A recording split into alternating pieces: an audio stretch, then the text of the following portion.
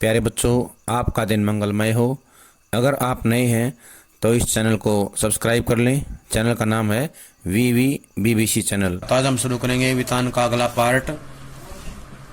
सुनने लगे मगर व्याख्या में जनार्दन शब्द जो सुनाई पड़ा तो उन्हें अपने जीजा जनार्दन जोशी की याद हो आई। यानी कि जब वो प्रवचन सुन रहे थे, धार्मिक व्याख्यान सुन रहे थे, तो उसके बीच में उन्होंने जनार्दन शब्द सुना। और जनार्दन शब्द का अर्थ होता है ईश्वर या भगवान विष्णु। इस शब्द को सुनकर के उन्हें अपने जीजा जनार्दन जोशी की याद आ गई। परसों ही कार्ड आया है कि उनकी तबीयत खराब है, उनका जो स्वास्थ्य है वो ठीक नहीं है। यशोधर बाबू सोचने लगे कि जीजाजी का हाल पूछने अहमदाबाद जाना ही होगा। ऐसा सोचते ही उन्हें यह भी ख्याल आया, ख्याल माने होता है ध्यान आना, विचार होना। उनके दिमाग में विचार आया कि यह प्रस्ताव उनकी पत्नी और बच्चों को पसंद नहीं आएगा। सारा संयुक्त परिवार बिखर गया है, यानी कि जो संयुक्त परिवार था जिसमें घर के जो है सदस्य इकट्ठे रहते थे, वो परिवार अब जो बिखर गया है। पत्नी और बच्चों की धारणा है कि इस बिखरे परिवार के प्रति यशोधर बाबू जी का एक तरफा लगाव आर्थिक दृष्टि से सर्वथा मूर्खतापूर्ण है। यानी कि जो लगाव था अपने संयुक्त परिवार के प्रति जो बिखर गया था, उसको लेकर के उसके परिवार के लोग उससे सहमत नहीं थे। उसके प्रति जो है वो बड़े ही दुखी रहते थे, नाराज रहते थे, क्योंकि एक तरफा को बोलते हैं, एक तरफ की आसक्ति है, एक तरफ का लगाव, गम होता है दुख। तो वो जो परिवार था यशोधर बाबू का, पत्नी और बच्चे, उनको ये अच्छा नहीं लगता था कि उनके पिता जो हैं उनके प्रति लगाव रखें। आर्थिक दृष्टि होता है धन की नजर से, धन की नजर से भी जो उनके लिए ये चीज जो है सर्वथा होता पूरी तरह से मूर्खतापूर्ण थी। यशोधर जी खुशी गम में आता है, खुशियों में और दुख में। हर मौके पर रिश्तेदारों के यहाँ जाना जरूरी समझते हैं। वह चाहते हैं कि बच्चे भी पारिवारिकता के प्रति उत्साही हों, यानी कि उनके अंदर लगाव हो, अपने परिवार से मिले, ये मानते थे। लेकिन उनके बच्चे जो है इसके प्रति जो कोई उत्साह नहीं दिखाते थे।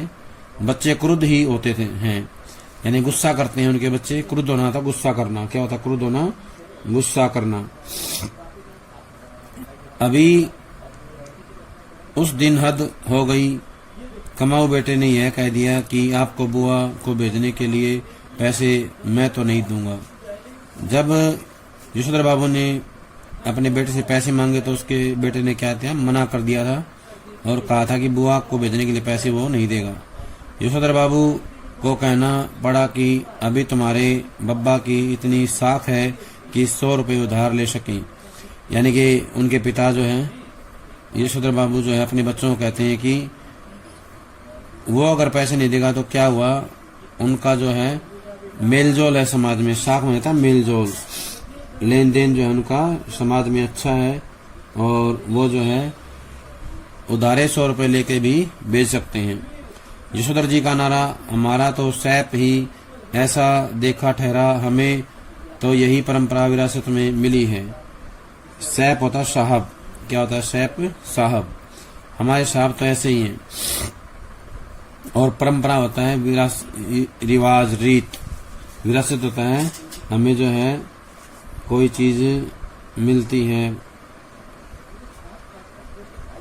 पैतृक संपत्ति के रूप में या किसी भी माध्यम से उत्तराधिकार के रूप में जो मिलती है उसको बोलते हैं विरासत। क्या बोलते हैं? उत्तराधिकार में जो मिलता है उसे बोलते हैं, उत्तराधिकार को बोलते हैं विरासत। इस नारे से उनकी पत्नी बहुत चिढ़ती है, यानी कि उनकी पत्नी को अच्छा नहीं लगता। पत्नी का कहना है और सही कहना है कि यशोधर जी का स्वयं का देखा हुआ कुछ नहीं है। माँ के मर जाने के बाद छोटी उम्र में वह गांव छोड़कर अपनी विधवा बुआ के पास अल्मोड़ा आ गए थे। बुआ का कोई ऐसा लंबा चौड़ा परिवार तो था नहीं जहां कि यशोधर बाबू जी कुछ देखते और परंपरा के रंग में रंगते। मैट्रिक पास करते ही वह दिल्ली आ गए और यहाँ रहे कुंवारे कृष्णानंद जी के साथ। कुंवारे की गृहस्थी में देखने को होता क्या है। पत्नी आग्रह पूर्वक कहती है कि कुछ नहीं, तुम अपने उन किसंदा के मुंह से सुनी सुनाई बातों को अपनी आंखों देखी यादें बना डालते हो। किसंदा को जो भी मालूम था वह उनका पुराने गवई लोगों से सीखा हुआ ठहरा। गवई होता गांव के ग्रामीण। दिल्ली आकर उन्होंने घर परिवार तो बसाया नहीं जो जान पाते कि कौन से रिवाज निभ सकते हैं। निभ सकना होता है निभा सकना, यानी कि ऐसे रिवाज जिनको निभाया जा सकता है। ऐसे कौन से रिवाज हैं उनके बारे में उसको कोई पता नहीं था। निर्वाह किया जा सके ऐसे रिवाजों के बारे में उसको कोई जानकारी नहीं थी। पत्नी का कहना है कि किसंदा तो थे ही जन्म के बूढ़े, तुम्हें क्या सुर लगा जो उनका बुढ़ापा को दौड़ने लगे हो। यानी कि उनकी पत्नी को अच्छा नहीं लगता कि जब यशोधर बाबू उनके सामने किसंदा से सीखी हुई बातें या उनके द्वारा कही गई बातों को याद करके कोई बात कहते हैं। तुम शुरू में तो ऐसे नहीं थे, शादी के बाद मैंने तुम्हें देख जो क्या नहीं रखा है। हफ्ते में 2-2 सिनेमा देखते थे, गजल गाते थे। गजल हुई और शहगल के गाने। कहने का से है कि उनकी पत्नी कहती है कि अब जो है तुम्हें बहुत परिवर्तन आ गया है, पहले वाले यशोधर बाबू अब तुम नहीं रहे हो। यशोधर बाबू स्वीकार करते हैं कि उनमें कुछ परिवर्तन हुआ है, लेकिन वह समझते हैं कि उम्र के साथ साथ बुजुर्गियत आना ठीक ही है। बुजुर्गियत होता है वृद्धावस्था, यानी कि बुढ़ापा। वृद्धावस्था का बड़प्पन आना जो है जरूरी है। बूढ़े का जो है अनुभव होता है, उनका जो असर होता है वो दिखना जो है जरूरी है। पत्नी से वह कहते हैं कि जिस तरह तुमने बुढ़िया काल यह बगैर बांह का ब्लाउज पहनना, यह रसोई से बाहर दाल भात खा लेना, यह ऊंची हील वाली सैंडल पहनना और ऐसे ही 50 काम अपनी बेटी की सलाह पर शुरू कर दिए हैं, मुझे तो वे समहाउ इम्प्रॉपर ही मालूम होते हैं। इसमें किसंदा बताते हैं कि नहीं, यशोधर बाबू बताते हैं कि जो उनकी पत्नी है अपनी बेटी की सलाह पर बहुत सारे ऐसे काम करती है जो उसने पहले कभी नहीं किए थे। बुढ़िया काल होता है वृद्धावस्था। क्या होता है बुढ़िया काल? वृद्धावस्था में उसकी पत्नी क्या करती है, बिना बांह का जो है ब्लाउज पहनती है, रसोई घर से बाहर जाकर के दाल भात यानी कि दाल चावल खा लेती है, यानी बाहर का खाना खाती है, और ऊंची हील वाली सैंडल पहनती है। इस प्रकार के बहुत सारे ऐसे काम हैं जो मॉडर्न बच्चे करते हैं, आधुनिक बच्चे करते हैं। वो सारे काम जो है यशोधर बाबू की पत्नी करने लगी है, और वो सब यशोधर बाबू क्या होते हैं, अनुचित लगते हैं, सही नहीं लगते हैं। एनीवे मैं तुम्हें ऐसा करने से रोक नहीं रहा, यानी कि फिर भी, एनीवे क्या होता है फिर भी, इतना होने के बावजूद भी जो यशोधर बाबू अपनी पत्नी को रोकते नहीं है। देयरफॉर तुम लोगों को भी मेरे जीने के ढंग पर कोई ऐतराज नहीं होना चाहिए। ऐतराज होता है नाराजगी नहीं होनी चाहिए। देयरफॉर मानते हैं इस पर, इतना तुम करती हो इसके बावजूद भी जो है, या किसी भी तरह से उनको ऐतराज नहीं था, तो उनको भी जो है यशोधर बाबू के जीवन जीने के तरीके पर कोई ऐतराज नहीं होना चाहिए। यशोधर बाबू को धार्मिक प्रवचन सुनते हुए भी अपना पारिवारिक चिंतन में ध्यान डूबा रहना अच्छा नहीं लगा। सुबह शाम संध्या करने के बाद जब वह थोड़ा ध्यान लगाने की कोशिश करते हैं, तब भी मन किसी परम सत्ता में नहीं, इसी परिवार में लीन होता है। यशोधर जी चाहते हैं कि ध्यान लगाने की सही विधि सीखें, तथा साथ ही वह अपने से भी कहते हैं कि परहैप्स ऐसी चीज के लिए रिटायर होने के बाद का समय ही प्रॉपर ठहरा, वानप्रस्थ के लिए प्रिस्क्राइब्ड ठहरी ये चीजें। कहने का मतलब ये है कि यशोधर बाबू ये मानते हैं कि एक उम्र के बाद मनुष्य को रिटायरमेंट ले लेनी चाहिए, और रिटायरमेंट के बाद शायद उनको ऐसी चीजें या ऐसे समय के अनुसार अपने आप को ढाल लेना चाहिए। प्रॉपर रूप से जो अपने आप को ऐसा बना लेना चाहिए कि कुछ समय भगवान को दें। वानप्रस्थ होता है जीवन का वह पड़ाव जब मनुष्य गृहस्थी छोड़ करके केवल अपने ध्यान को भगवान में ही लगा लेता है, और भगवान में लगाने के लिए प्रिस्क्राइब्ड होता है, निर्देशित ऐसी चीजें जो कुछ कार्य के लिए निर्दिष्ट की जाती हैं, बताई जाती हैं, वो उचित ठहरती हैं और वो मानते हैं कि ऐसा करना सही है, उचित है। वानप्रस्थ के लिए यशोधर बाबू का अपने पुश्तैनी गांव जाने का इरादा है। रिटायर होकर यानी कि सेवानिवृत्त होकर के, रिटायर होकर कार्यभार से मुक्त होकर के उनका इरादा है कि वो अपने गांव में जाएंगे और जो अपना पैतृक जो घर है उसमें रहेंगे। फार फ्रॉम द मैंडिंग क्राउड समझे, वो मानते हैं कि इतना कुछ करना जो है एक प्रकार से अपने आप को भीड़ में जो है शामिल कर लेना है। वो अपने परिवार से, अपने जो सदस्य हैं उनसे थोड़ा खुश नहीं है और अपने आप को वो जो है थोड़ा अलग रखना चाहते हैं। इस तरह की तमाम बातें यशोधर बाबू पैदाइशी बुजुर्गवार किशनदास के शब्दों में और उनके ही लहजे में कहा करते हैं। और इस प्रकार की जो शिक्षाप्रद बातें हैं, जो कुछ सीखने योग्य बातें हैं, वो जो है एक बुजुर्गवार किशनदास के शब्दों यानी कि जो बुजुर्ग किशनदास थे उनके शब्दों में कहते हैं, उनके लहजे में कहते हैं और कहकर उनकी तरह कि वह जेपी सी लगभग नकली सी हंसी हंस देते हैं। जब तक किशनदास दिल्ली में रहे, यशोधर बाबू नित्य नियम से हर दूसरी शाम उनके दरबार में हाजिरी लगाने पहुंचते रहे। स्वयं किशनदास हर सुबह शहर से लौटते हुए अपने इस मानस पुत्र के क्वार्टर में झांकना और हेल्दी वेल्दी एंड वाइज बन रहा है न भाऊ ऐसा कहना कभी नहीं बोलते। मानस पुत्र होता है पुत्र के समान मान लेना। Healthy wealthy and wise, healthy होता है स्वस्थ, वेल्दी माने होता है धन, एंड वाइज माने बुद्धि। जो ये हमारी बुद्धि को बढ़ाने वाला, स्वास्थ्य को बढ़ाने वाला जो ये तरीका है वो है सुबह जल्दी उठो और शाम को जल्दी सो जाओ। बाहु होता है बच्चा, क्या उनका जो बच्चा है ऐसा कर रहा है या नहीं कर रहा है, ये ऐसा कहना कभी नहीं बोलते थे। जब यशोधर बाबू दिल्ली आए थे तब उनकी सुबह थोड़ी देर से उठने की आदत थी। किशनदास ने उन्हें रोज सुबह झकझोर कर उठाना और साथ शहर में ले जाना शुरू किया और यह मंत्र दिया, early to bed and early to rise makes a man healthy and wise. उन्होंने बताया कि जल्दी सो जाना और जल्दी उठना मनुष्य को क्या बनाता है, स्वस्थ बनाता है और बुद्धिमान बनाता है। क्या बनाता है, स्वस्थ और बुद्धिमान बनाता है। इसलिए हमें जल्दी उठना चाहिए। जब यशोधर बाबू अलग क्वार्टर में रहने लगे और अपनी गृहस्थी में डूब गए तब भी किशनदास ने यह देखते रहना जरूरी समझा कि भाऊ यानी बच्चा सवेरे जल्दी उठता है कि नहीं। यशोधर बाबू को यह अच्छा लगता था कि कोई उन्हें भाऊ कहता है। हर सवेरे वह किशनदास से अनुरोध करते कि चाय पीकर जाएं। किशनदास कभी कभी इस अनुरोध की रक्षा कर देते। यशोधर बाबू ने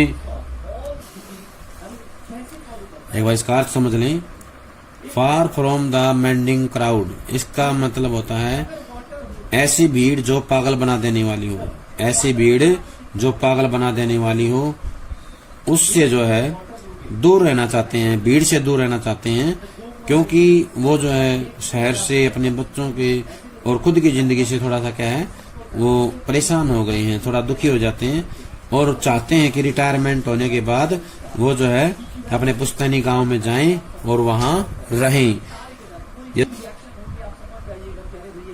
यशोधर बाबू ने किशनदास को घर और दफ्तर में विभिन्न रूपों में देखा है, लेकिन किशनदास की जो छवि उनके मन में बसी हुई है वह सुबह की सैर को निकले किशनदास की ही है। कुर्ते पजामे के ऊपर ऊनी गाउन पहने, सिर पर गोल विलायती टोपी और पांव में देसी खड़ाऊ धारण किए हुए और हाथ में एक छड़ी लिए हुए, यानी कि जो छड़ी लेके चलते थे उसका प्रयोग वो कुत्तों को भगाने के लिए करते थे। ये जो है उनकी जो है एक वेशभूषा होती थी जब वो सैर के लिए निकलते थे। और यही छवि जो है किशनदा के जो छवि है किशनदा की यशोधर बाबू के मन में समाई हुई थी। यानी कि ये छवि किशनदा के जो वेशभूषा से युक्त थी, जैसे गाउन पहनना, विलायती टोपी पहनना, पांव में देसी खड़ाऊ पहनना, जो ये सुबह सैर के लिए जाते थे, ये जो छवि है वो छवि यशोधर बाबू के मन में समाई हुई थी, मन में एक प्रकार से बस गई थी। जब तक किशनदा दिल्ली में रहे तब तक यशोधर बाबू ने उनके पट शिष्य और उत्साही कार्यकर्ता की भूमिका पूरी निष्ठा से निभाई। पट शिष्य होता है श्रेष्ठ शिष्य या प्रिय शिष्य। क्या होता है पट शिष्य? प्रिय शिष्य। उत्साही होता है जोशीले कार्यकर्ता की भूमिका निभाई।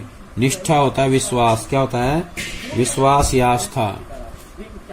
विश्वास या आस्था बोलते हैं निष्ठा। किशनदा के चले जाने के बाद उन्होंने ही उनकी कई परंपराओं को जीवित रखने की कोशिश की और इस कोशिश में पत्नी और बच्चों को नाराज किया। घर में होली गवाना यानी कि होली के जो गीत गाए जाते थे उस परंपरा को चालू रखा। जन्यो पुण्यो होता है जनेऊ परिवर्तन करने वाली पूर्णिमा। जनेऊ परिवर्तन करने वाली जो पूर्णिमा आती है उसे जन्यो पुण्यो के दिन सब कुमाऊनियों को जनेऊ बदलने के लिए अपने घर आमंत्रित करना। कुमाऊनिया क्या होता है? कुमायूं क्षेत्र में रहने वाले निवासी। कुमायूं क्षेत्र के निवासियों को बुलाना या रहने वाले लोगों को जनेऊ बदलने के लिए अपने घर बुलाते थे। रामलीला की तालीम होता है शिक्षा। क्या था? तालीम शिक्षा। शिक्षा के लिए क्वार्टर का एक कमरा दे देना। ये और ऐसे भी कई और काम यशोधर बाबू ने किशनदा के से विरासत में लिए थे। उनकी पत्नी और बच्चों को इन आयोजनों पर होने वाला खर्च और इन आयोजनों से होने वाला शोर दोनों ही सख्त नापसंद थे। यानी कि उनको जो है अत्यधिक अप्रिय लगते थे। बदतर यही कि इन आयोजनों के लिए समाज में भी कोई खास उत्साह रह नहीं गया था। यानी कोई जोश नहीं था समाज में, कोई लगाव नहीं था। यशोधर जी चाहते हैं कि उन्हें समाज का सम्मानित बुजुर्ग माना जाए, लेकिन जब समाज ही न हो तो पद उन्हें क्यों कर मिले। यानी कि समाज में कोई जो है लगाव नहीं था और समाज के लोग जो है किसी प्रकार का ऐसा आयोजन भी नहीं करते थे, इसलिए उनको ये पद कैसे मिले। यशोधर जी कहते हैं कि बच्चे मेरा आदर करें और उसी तरह हर बात में मुझसे सलाह लें जिस तरह मैं किशनदा से लिया करता था। यशोधर बाबू डेमोक्रेट बाबू हैं और हरगिज यह दुराग्रह नहीं करना चाहते कि बच्चे उनके कहे को पत्थर की लीक या लकीर समझें। दुराग्रह होता है अनुचित हट। क्या होता है? अनुचित हट। दुराग्रह होता है अनुचित हट। और बदतर होता है बुरी हालात। क्या होता है? बदतर बुरी हालात। बुरी हालात को बोलते हैं बदतर। बुजुर्ग होता है वृद्ध व्यक्ति। क्या होता है? बुजुर्ग वृद्ध व्यक्ति। हरगिज होता है बिल्कुल। हरगिज क्या होता है? बिल्कुल। पत्थर की लकीर होता है ऐसी बात जो बदली ना जा सके, जो एक बार कह दी तो वही काम हो जाए, वो होता है पत्थर की लकीर। पत्थर पे लकीर खींच देना। पत्थर की लकीर जो है वो अपनी बात को नहीं बना रहे थे। वो ये चाहते थे कि उनके बच्चे उससे जो है सलाह लें। डेमोक्रेट होता है लोकतंत्र। क्या होता है? डेमोक्रेट लोकतंत्र। लोकतंत्र को मानने वाले थे वो। लेकिन यह भी क्या हुआ कि पूछा ने ताछा, जिसके मन में जैसा आया करता रहा। ग्रांटेड तुम्हारी नॉलेज ज्यादा होगी लेकिन एक्सपीरियंस का कोई सब्स्टिट्यूट ठहरा नहीं बेटा। एक्सपीरियंस होता है अनुभव। क्या होता है एक्सपीरियंस? अनुभव। ग्रांटेड तुम्हारी नॉलेज होता है कि वास्तव में तुम्हारी नॉलेज, या ये मान सकते हैं कि तुम्हारी जो नॉलेज है, तुम्हारा जो ज्ञान है वो ज्यादा होगा, लेकिन जो अनुभव उसका कोई जो है विकल्प नहीं होता है। सब्स्टिट्यूट होता है विकल्प। मानो न मानो झूठे मुंह से सही, एक बार पूछ तो लिया करो, ऐसा कहते हैं यशोधर बाबू और बच्चे यही उत्तर देते हैं, बब्बा आप तो हद करते हैं, जो बात आप जानते ही नहीं आपसे क्यों पूछें। यानी कि उनके बच्चे सलाह लेने से सीधे सीधे मना कर देते हैं। प्रवचन सुनने के बाद यशोधर बाबू सब्जी मंडी गए। यशोधर बाबू को अच्छा लगता अगर उनके बेटे बड़े होने पर अपनी तरफ से यह प्रस्ताव करते कि दूध लाना, राशन लाना, CGHS डिस्पेंसरी से दवा लाना, सदर बाजार जाकर दालें लाना, पहाड़गंज से सब्जी लाना, डिप्पू से कोयला लाना, ये सब काम आप छोड़ दें, अब हम कर दिया करेंगे। एकाध बार बेटों से खुद उन्होंने ही कहा, तब वे एक दूसरे से कहने लगे कि तू किया कर, तू क्यों नहीं करता। इतना कोहराम मचा और लड़कों ने एक दूसरे को इतना ज्यादा बुरा भला कहा कि यशोधर बाबू ने इस विषय को उठाना ही बंद कर दिया। कहने का आशय है कि जो घरेलू काम है वो सारे यशोधर बाबू खुद करते थे। जब भी वो बच्चों को कभी कहते तो बच्चे जो आपस में एक दूसरे को कहने लग जाते और इस बात को लेकर के वो आपस में एक दूसरे को भला बुरा भी कहने लगते थे। कुहराम होता है कोलाहल, शोर हो जाना। शोर होना क्या होता है? कुहराम होता है। यानी कि बच्चे शोर मचा देते थे, कोई भी काम नहीं करता था, अंत में फिर यशोधर बाबू को खुद ही करने पड़ते थे। जब से बेटा विज्ञापन कंपनी में बड़ी नौकरी पा गया है तब से बच्चों का इस प्रसंग में एक ही वक्तव्य है, यानी कि एक ही बात कहते हैं, पब्बा हमारी समझ में नहीं आता कि इन कामों के लिए आप एक नौकर क्यों नहीं रख लेते, ईजा को भी आराम हो जाएगा। ईजा, ईजा क्या है? यशोधर बाबू के बच्चे अपनी माँ के लिए प्रयोग करते हैं इस शब्द का। कमाऊ बेटा नमक छिड़कते हुए भी यह भी कहता है कि नौकर की तनख्वाह मैं दे दूंगा, यानी कि नौकर का जो खर्चा है, नौकर की जो महीने की जो तनख्वाह है वो मैं दे दूंगा। यशोधर बाबू को यही समहाउ इम्प्रॉपर मालूम होता है कि उनका बेटा अपना वेतन उनके हाथ में नहीं रखे। यह सही है कि वेतन स्वयं बेटे के अपने हाथ में नहीं आता। अकाउंट होता खाता, ट्रांसफर द्वारा यानी खाते में जो है ट्रांसफर कर दिया जाता है, खाते में भेज दिया जाता है, सीधा द्वारा बैंक में जाता है। बेटा क्या, लेकिन क्या बेटा बाप के साथ ज्वाइंट अकाउंट नहीं खोल सकता, यानी कि एक जो ज्वाइंट खाता नहीं खोल सकता, संयुक्त खाता।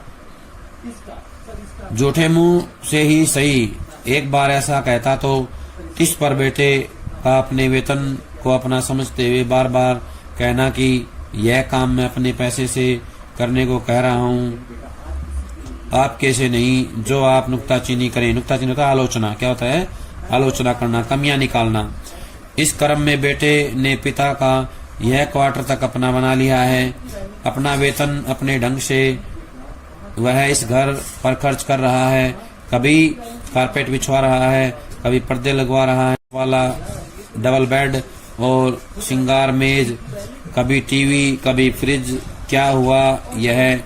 और ऐसा भी नहीं कहता कि लीजिए पिताजी मैं आपके लिए यह टीवी ले आया। कहता यही है कि मेरा टीवी है, समझे, इसे कोई न छुआ करे। क्वार्टर ही उसका हो गया, यह अच्छी रही।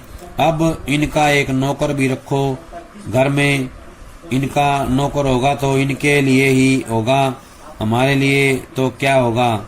ऐसा समझाते हैं यशोधर बाबू घरवाली को, यानी कि अपनी पत्नी से बात करते हैं और बच्चों द्वारा किए गए कामों की जो है समीक्षा करते हैं, उनके बारे में जो है निष्कर्ष निकालते अपनी पत्नी को बताते हैं। काम सब अपने हाथ से ठीक ही होते हैं, नौकरों को सौंपा कारोबार चौपट हुआ। कारोबार काम जो है चौपट होना खत्म हो जाता है, समाप्त हो जाता है। कहते हैं यशोधर बाबू पत्नी सुनती है मगर नहीं सुनती, पर सुनकर अब चिढ़ती भी नहीं है, यानी कि चिढ़ती नहीं है, परेशान नहीं होती है। सब्जी का झोला लेकर यशोधर बाबू खुदी हुई सड़कों और टूटे हुए क्वार्टरों के मलबे से पटे हुए लानों था बगीचे, लानों को पार करके स्क्वायर के उस कोने में पहुंचे जिसमें 3 क्वार्टर अब भी साबुत खड़े हुए थे। उन तीनों में से कुल एक को अब तक एक सिलसिला आबाद किए हुए है। बाहर बदरंग तख्ती में उनका नाम लिखा है वाईडी पंत, यानी कि वो अपने ही क्वार्टर में आ गए हैं और वो खुद अपने क्वार्टर को ही थोड़ा पहचानने में असमर्थ पा रहे हैं। कहने का से किशोर बाबू जो है अपने घर के पास जाते हैं और अंधेरा होने के कारण अपने घर को जो है पहचान नहीं पाते हैं। उसके घर के आगे एक पट्टी भी लगी होती है, लेकिन वो इसे नहीं पहचान पाते हैं क्योंकि जिस समय वो जाते हैं उस समय अंधेरा हो जाता है और उनके घर में जो है आयोजन किया होता है सिल्वर वेडिंग की पार्टी का, तो इसलिए वो अपने घर को नहीं पहचान पाते हैं।